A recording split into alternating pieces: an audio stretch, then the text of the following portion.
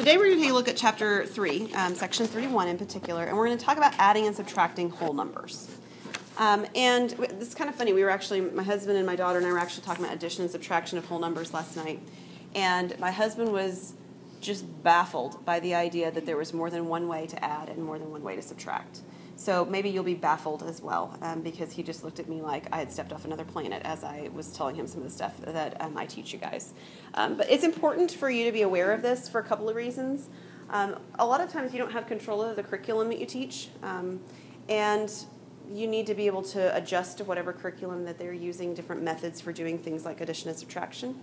The other issue is that if you're using a curriculum over which you have little control, and it's not working for a child, they're not getting it. They just flat out are not getting what you're teaching them. You should have sort of in your back of your mind, even if it's not right at your fingertips, hey, I learned something that might actually help this child understand this. And that's kind of where we're headed in this section, is to be able to do that. So we're going to start out with addition of whole numbers. We have A and B, and they are disjoint finite sets. So kind of think about those Venn diagrams. They're completely different circles, okay? The number of items in set A is little a, and the number of items in set B is little b. Then A plus B, what we mean by this is we mean taking the n of A set, taking n of the A union B set. We'll say it that way. So we mean taking everything in pile 1 and everything in pile 2 and counting it all together at the same time. Right? So if A is sets of apples and B is a set of oranges, if we want to talk about the number of A plus B, then when we talk about adding A and B together, right, we could actually just count up the number of apples and oranges as a whole combination of grouping. That's all this is saying. A and B are called addins, and A plus B is called a sum. Because you should have at least seen the word sum throughout mathematics. Addins might have been one that you've sort of forgotten, but addins are the two numbers that get added together. Example 1, we're going to give an example to show why in the definition of addition, A and B have to be disjoint. And we'll just give a numerical example because it'll work pretty well to do that. So let's create sets A and B so that they're not disjoint. That means they have something in common. So what would you like us to put in set A? Somebody give me something to put in there. 1, 2, 3. That'll work. Thank you. Okay, so if I want them to be not disjoint, at least one of those numbers needs to be in set B. Which one do you want to put? 3, 4, 5. We'll start with 3. Okay, so 3, 4, 5. So here's the problem. If we talk about the number of items in set A, how many items are in set A? 3. How about set B? 3. The problem is that when I join sets A and B together, I don't actually have 6 items. Do I? No. The number of items in A union B, as we talked about unions in the last chapter, would actually be 5, because there's a piece that overlaps. You see, if there weren't a piece that overlaps, that is to say, let's say this 3 weren't a 3, it were a 6, then we would actually have this adding up. This 3 and this 3, because they don't overlap, would equal the 6 that we're expecting. So that ability for them to be disjoint is actually an important ability in order to talk about addition. All right. Models for addition. All right, so Chapter 3, let me just kind of give you a little overview of what Chapter 3 does in Sections 1 and 2, and then in Sections 3 and 4. In Sections 1 and 2, we're going to talk about addition and subtraction, and then 3 and 4, we're going to talk about multiplication and division. So far, so good, right? Well, in sets 1 and 3, we're going to talk about models for doing things. Models aren't algorithms. Okay? Algorithms are methods by which we do things. Models mean a description of how to think about doing something. So models are descriptions of ways to think about, in this case, addition. And we're going to do the same thing about that with the description of ways to think about multiplication and division in Section 3 of Chapter 3. So these are two different models for addition, and we're still working with whole numbers. We're only working with whole numbers until we get to Chapter 5, I think, is when we actually change gears. So just remind ourselves for a moment, whole numbers, what are whole numbers?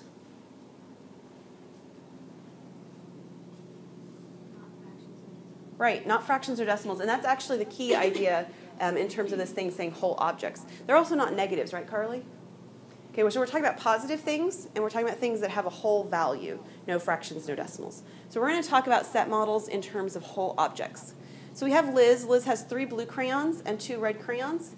If she combines all the crayons, how many crayons does she have? And so one of the ways to sort of draw a picture for that would be a concrete model picture. All right, we'll use this. So we're supposed to have 3 blue crayons. Maybe I'll do it differently.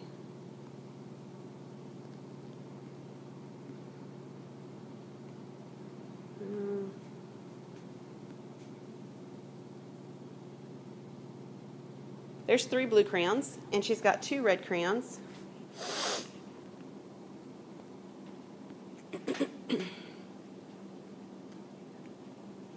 And if we combine them all together, we have 5 crayons. And this is the first way that you talk about addition with kids. I mean, it really is. You could actually drag the crayons out of the crayon bucket, and you could do that, right? You can talk about objects and counting them. So we work with this with money with our son, counting things. And so, anything you have the ability to count, and you can talk about addition of things in terms of counting is a good place to go. There's another number line model, so another model which is a number line model. So these are actually used most often for things that can be partitioned. Now we're still using whole objects, like Carly and I were talking about. But when we talk about things that can be broken down into smaller pieces, we typically don't talk about them in a set model, right? So if we were talking about feet of wood, for example, okay? Well, I could actually have a half a foot of wood, and that would make sense, right? I could actually talk about something in terms of miles, how many miles you ran or how many miles you drove, and you could talk about a half of a mile, and that would make sense. Okay, so we talk about things that we can have the ability to sort of partition down into smaller, sort of units or whatever. And we often think a number line model is what we sort of think about this in. So this one Joe has 4 feet of wood and 3 feet of aluminum. So here's my picture for 4 feet of wood. Okay, in theory. So here's 4 feet of wood. And you can even partition this so that you can count it in the 4s if you'd like. All right, so there's 4 feet of wood. And then I've got 3 feet of aluminum, right? So we're going to have our aluminum that we're just going to sort of tack on to the end of this. And it's supposed to be 3 feet of aluminum. That looks fairly convincing. And then if you count in terms of a number line, you could actually count over. There's 1, 2, 3, 4, 5, 6, 7. There's 7 feet of building materials there. So we're still talking about counting, but you're not counting objects here, right? You're counting sort of these distances along a number line instead. It's a different visual imagery. It wouldn't make sense to talk about my crayons down here like this. Crayons are objects. They aren't lengths. In fact, we would call it a crayon even if it's a tiny little piece of a crayon still, right? I mean, we use that sort of phrasing for that. So these are different models, but they have the same sort of net effect in the end that they both mean addition. All right, let's take a look at a definition here. Definition of less than. There's a couple of ways that we can define this, and we're going to start with this one, and then we're going to change it. If we have any whole numbers a and b, we can talk about a being less than b, written a, and then there's that less than sign b right over here. This is how we would talk about it if and only if there is a number k such that a plus k is equal to b. Now, you guys know this to be true, but just in case you're sort of thinking through this definition and going, excuse me, let me show you what this is saying. This is saying 2 is less than 5, and the reason is because there is a number that I can add to 2 to get back to 5, and that number is 3. And that's all this is saying, is that the reason 2 is less than 5 is because I can add something to it to get to 5. Okay, so we're going to create a similar definition in example 2, where instead of defining it as a plus k equals b, we're going to define it somehow so that we use subtraction to define it instead of addition. So the definition will start out very much the same way, all right? So we're going to write down the first piece just the same way. For any whole numbers A and B. A is less than B. Written A less than B. That's the notation. If and only if there exists a natural number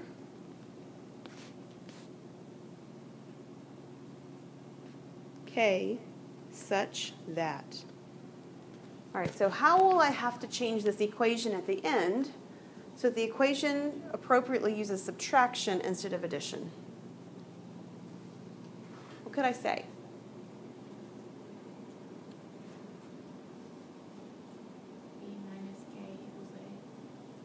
Okay, and I'm going to write it the other way, but just because I'm going to keep my A on the left. But how about I write it like this, Taylor? Is this okay? Yeah. So instead of adding a value to the A, we could subtract the value from the B. That's the same thing, right? But sometimes we actually think about less than in that way instead of in this addition way, sort of this missing piece kind of a way. We say that the reason that 2 is less than 5 is because 2 is equal to 5 minus 3. Right? It's minus a value that's K instead of being addition on the other side. That's all this is. It's sort of recognizing that we think about it in both ways. Are you guys good with this? Okay. Few properties. This is the first time in this section that we're going to encounter properties. However, we're going to keep coming back to properties over and over again throughout Chapter 3. And then again in Chapter 5. And then when you get to Math 2, you're going to encounter it again in Chapter 6. Okay? So, unless you've already been in Math 2, in which case you've already encountered it in Chapter 6. All right, so these are a few properties of addition. And I want to go through them with you and talk through some of them. Some of them you know very well. Others of them you don't know as well already. Here's the first one. It says the closure property. The closure property says that if you have whole numbers A and B, then when you add A plus B, you get another whole number. Let me just say is a whole number.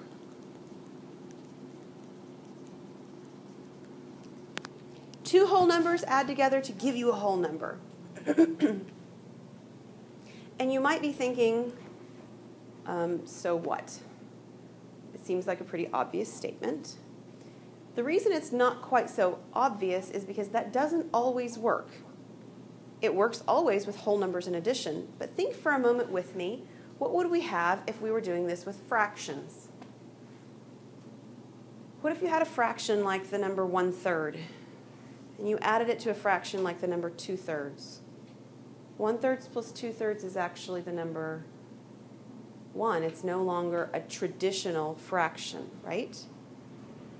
So it's not always true for all numbers. You can't add fraction plus fraction equals, a proper fraction. It might actually equal something different. And you could actually have that fail with other systems as well. There's other problems. So this idea of this being this way is a unique idea. Now let me talk to you about how we talk about closure, because you're going to talk about other things being closed as well. Here's the visual imagery I want you to picture when you're talking about closure. In the room, whatever set you're working with, let's say that we're working with odd numbers for a moment.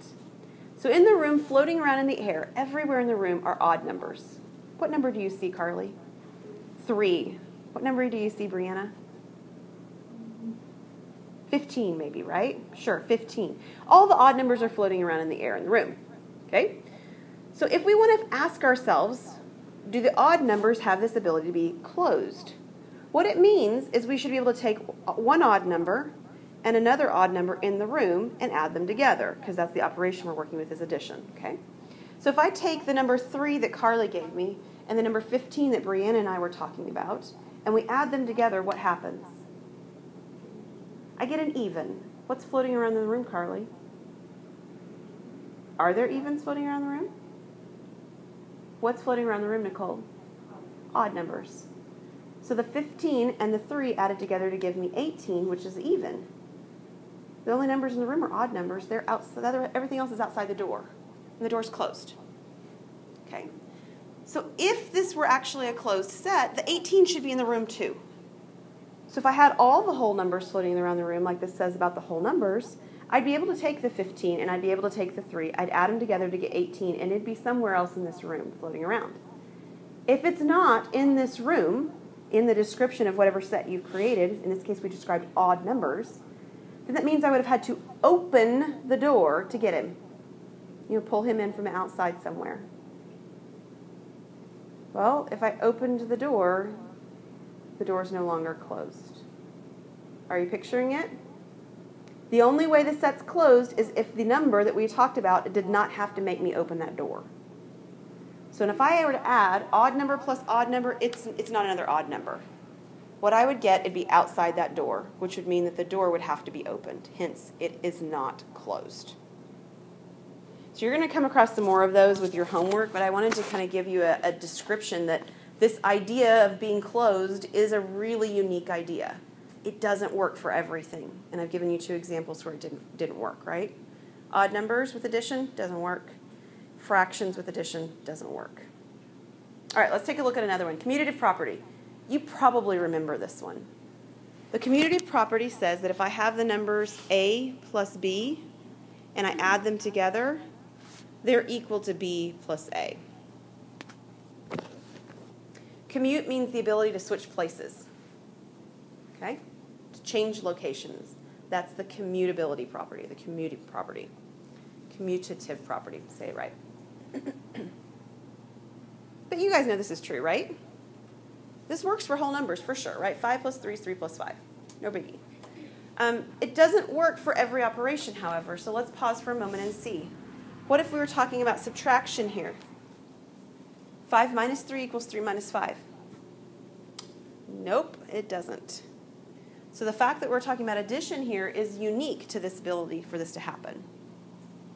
Associative. And in order to do the associative property, I'm actually missing one. I need A, B, and C to be whole numbers down here. The associative property has to do with associating values together. So if I associated A plus B and then I added C, that would be the same as if I added A to the B plus C, which had already been associated. So you want to think about associative as who you associate with, who you group yourself with. That's what we mean by associate, right? Who do you associate with? Who do you talk to? Who do you commute with, or to have meals with, share time with? That's associating. So an associative property here has to do with this grouping with these parentheses. We are associating A and B together here on the left, and we are associating B and C on the right. Again, this will actually fail if you weren't working in this particular case. I'll use subtraction as an example. If you weren't using addition and you were using subtraction, we'd run into a problem on this. So this associating property is a very unique property to addition. It also works for multiplication. We'll get there later. I think the last one that we have on here is identity property. The identity property says there is a unique number, and his name is 0, and he is called the additive identity. And he has the property that when you add him to something, what happens? It equals itself. So when you add A plus 0, or if you added 0 plus A, in either order, because it's commutative, right? We'd get back the original value A. Adding 0 does not change the value.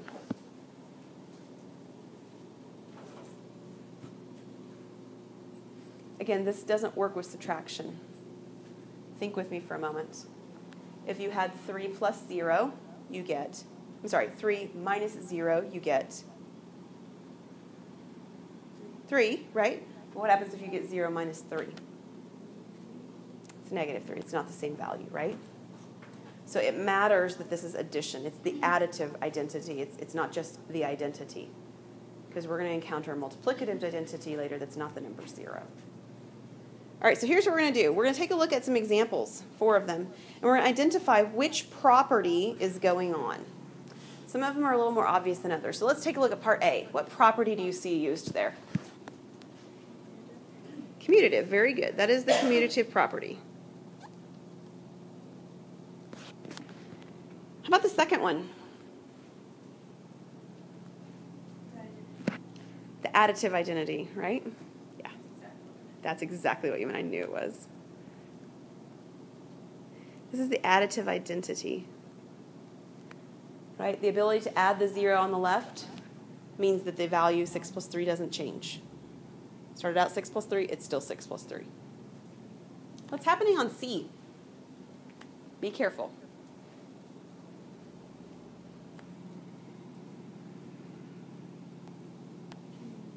It's commutative. Okay, why isn't it associative? Because I see parentheses.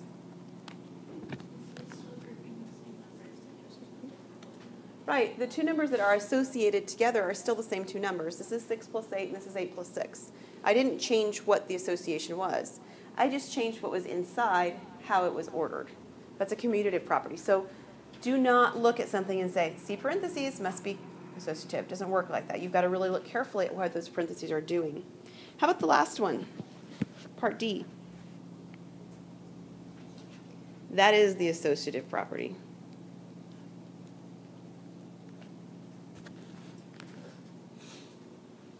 Does that make sense for everybody? All right. There are some basic addition strategies that we're going to talk about.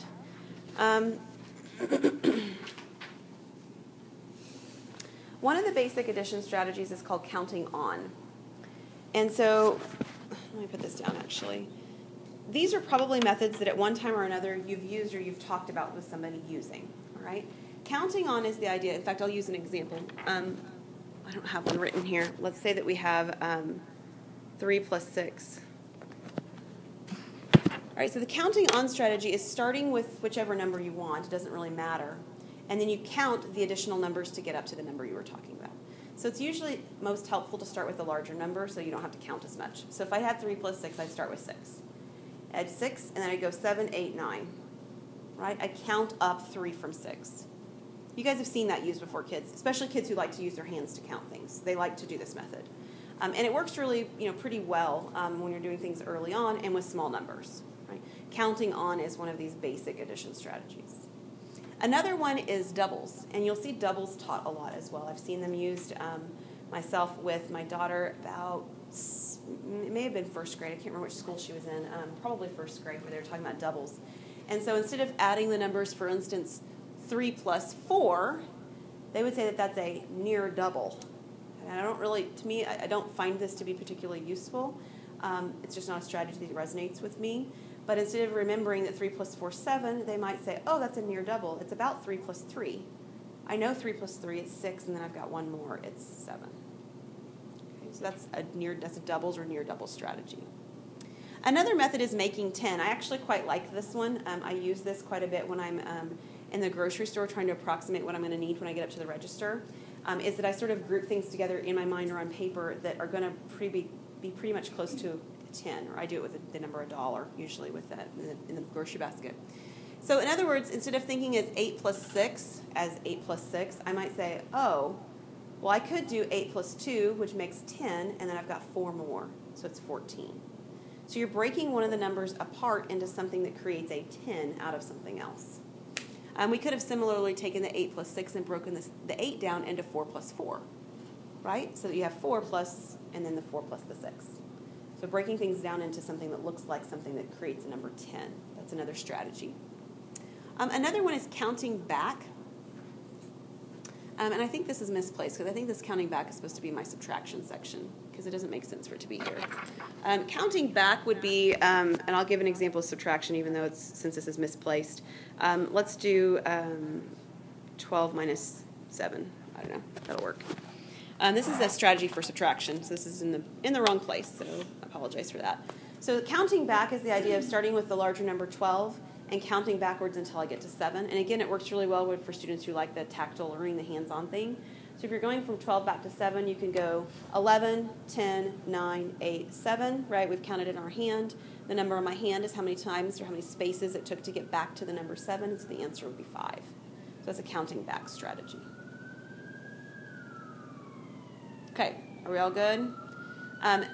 These are not things that we're going to be spending too much time with, but I want you to be aware of them because for some learners, especially when you're looking at the kindergarten, pre-K, first grade-ish, where this idea of addition and subtraction is coming about, These are the very early stages of the adding and subtracting ideas. So this ability to get from one to the other a number in whatever way, shape, or form early on, before we simply memorize that 3 plus 4 is 7, is a really good reasoning as to why that works. All right, let's see what's next. Subtraction. All right, so subtraction is actually defined in terms of addition. So if we have whole numbers a and b, and a is bigger than, or it could be equal to b, then if we talk about taking a minus b, that's going to be some other number, c, such that b plus c is equal to a. And I know this looks sort of funny the way it's written, but let me actually write it out the way it's telling it to you. This is saying that a minus b is equal to c, because a is the same thing as b plus c. And a lot of times, this is how kids sort of first start learning to subtract. They'll see a number that'll look something like this. Let's just use my 12 minus 7 from the previous slide. What is 12 minus 7? Well, they'll teach you 12 minus 7 by saying 7 plus what equals 12. Thanks, guys.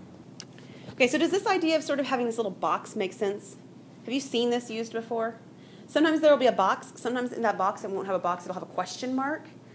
Sometimes you'll see just a line underneath there, sort of as a placeholder.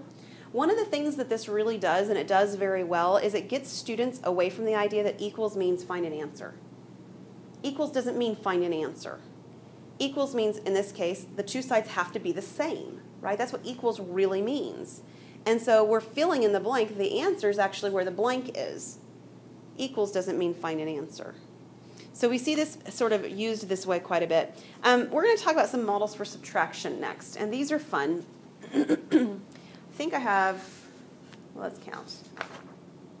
Yeah, I was thinking there's 4. We have 4 models for subtraction. The first model for subtraction is the one that is most commonly the one you think of when you think of subtraction. Subtraction usually means, in fact, sometimes the teachers will teach that it's synonymous with the phrase take away. I have something and I take something else away. Okay? So Abby had 24 rocks. My daughter collects rocks, actually. Eli sneaked into her room and took 5 of her rocks. Totally sounds like something my son would do. The question then is, how many rocks does Abby still have? So she has something and we remove a portion of them. Now I'm going to draw some pictures with these. So this is actually an example. The red up here is an example of the takeaway model. What I'm going to draw is I'm going to draw a concrete picture of this particular case happening. Everybody good with that? All right, so I'm going to draw some rocks.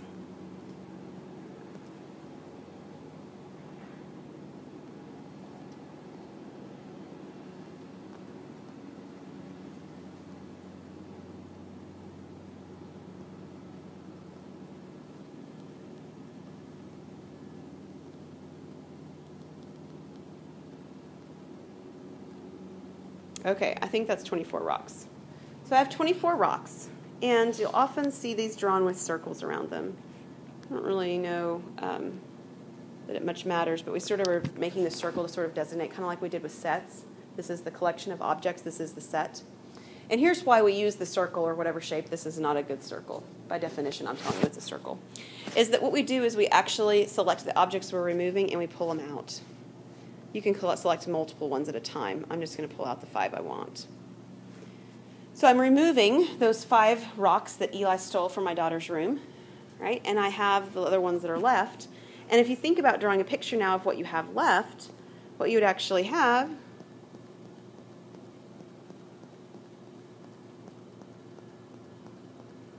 is how many rocks?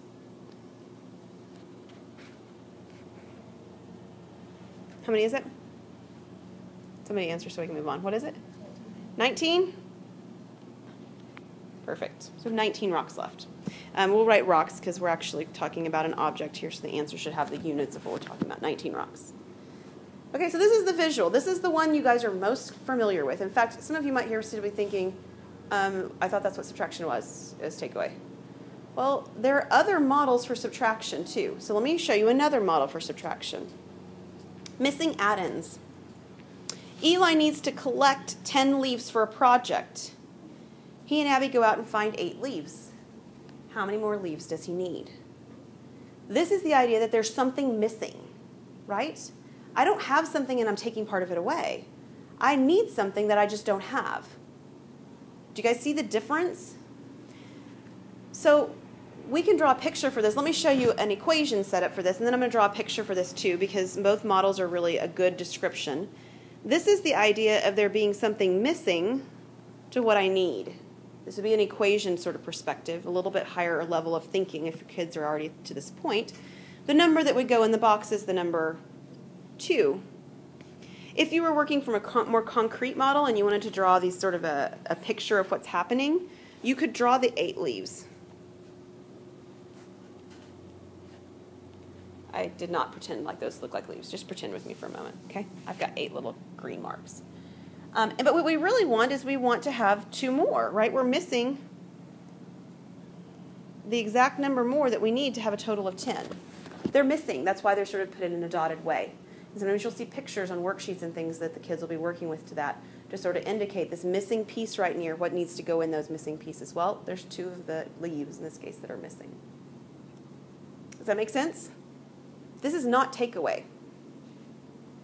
It isn't. It's a missing Addins model. Comparison model. This is not takeaway. Jessica and Jeremy play basketball. Jessica scored 12 points. Jeremy scored 8 points. How many more points did Jessica score than Jeremy? Nobody's taking anything away and nobody's missing anything. We're simply comparing 2 different situations. Make sense?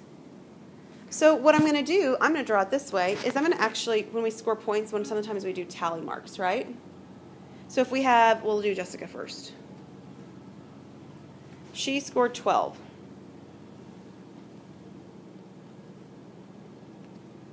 This isn't the only way to draw it, but it would work.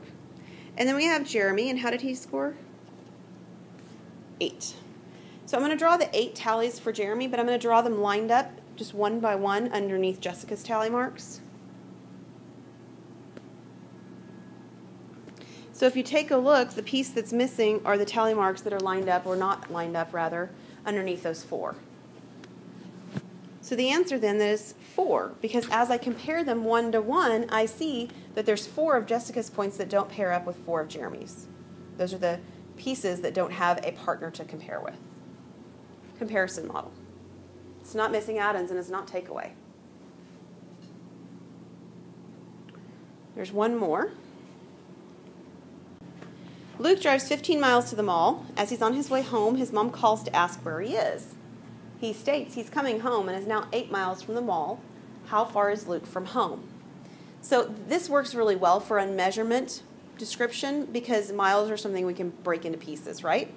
So that addition model for number lines is very much at play in the subtraction model for number lines as well. So we're going to draw a number line picture. The picture that we're going to draw is going to go 15 miles because that's how far it is apparently from Luke's home to the mall. Are we good with that so far? Now it says Luke is on a return trip and he is 8 miles from the mall. So he's somewhere over here that is 8 miles from where he was before. And if I tallied this out, which is the way it should be for a number line model, there's my 8 miles. Okay, they're broken apart. And over here I should have 7. I think that's 7 of them, I think. So we could actually count over then how far away he is from home, and we would get 7. He's 7 miles from home.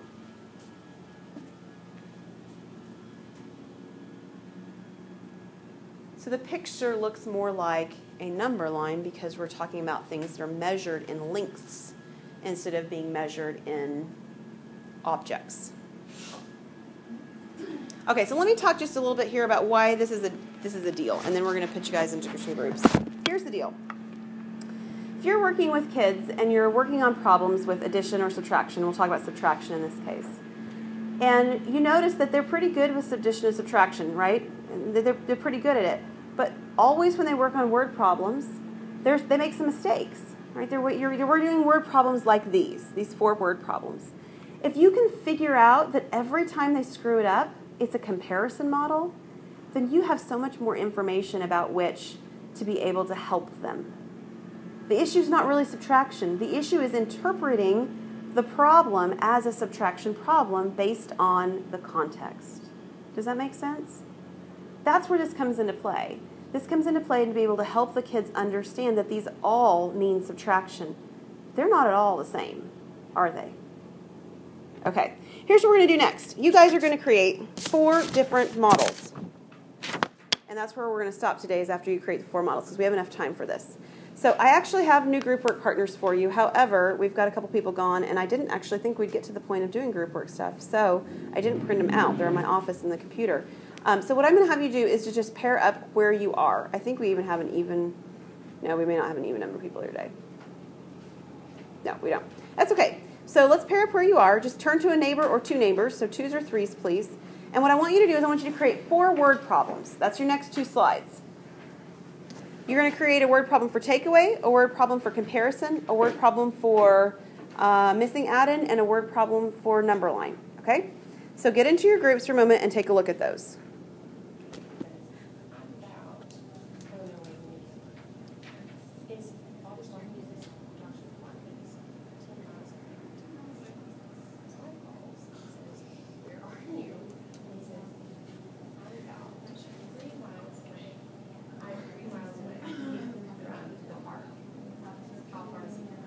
All right, let's take a couple minutes here, finish things up before you guys leave.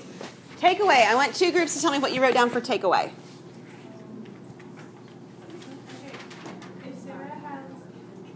Guys, listen, Audrey's going to talk, okay? Go ahead. We came up with one. If Sarah has 13 flowers in her garden, if she picks 5 of them, All right, Sarah has 15 flowers. She picks 5 of them. How many are left? Make sense? Okay, another example of takeaway. We said Sam has 5 apples. Sarah eats 2 of the apples. How many does Sam have now? Good. So we have somebody eating the apples, an example. All right, how about missing add-ins? What do you have? we had Jack needed $15 for his collection. He found 8 outside. How many more bugs does he need? Good. We're collecting bugs, and we need to collect all the bugs. Very good. That's right. What else? One more. You have 500 problems. You and a partner complete 2. How many more must you complete? That sounds like something that happens here in class, right? Group work problems that you leave with. Yep. Okay. How about comparison? We said Laura and Billy received gummy bears from their teacher, Mrs. Mark, and Laura has 5 gummy bears and Billy has 3. How many are these? How many more did one get than the other? Yeah, good. Okay, so we've got each of them receiving gummy bears, and we're comparing how many they receive. All right, one more comparison one. We said Lindsay can jump rope 10 times in a row, and Jessie can jump rope 5 times in a row. How many more can Lindsay jump in a row? Good. So we're comparing the number of times they can jump the rope, right? Okay, last one, number line model. Some of you struggled with this one. Somebody give me an example of what you have. Do you have one, Audrey? Do you guys have one? Do you don't want to say it? Sure. Or Shelby, do you want to talk on this one? Sarah is sewing curtains for her house. She has 13 yards of fabric and needs 20. How many more yards does she need? So the fact that we've got yards going on is a measurement sense, but we're still working with a missing add-in the way we've got it set kind of up. So yes, there's some measurement portion to that, but it's actually a missing add-ins part on that one to take a look at it that way. Did you guys come up with one, Nicole, after struggling? Yes. What'd you come up with? Bob is walking his dog to the park that is 10 miles away from his house. His wife calls and asks where he is. He says he is 3 miles from the park. How far is he from home? All right, so as long as he goes straight there and straight back, we're not doing a detour or something, right? Yeah, but that's true for my example with Luke on the mall 2 one, right? Okay, very good, guys. We'll finish this up on Monday.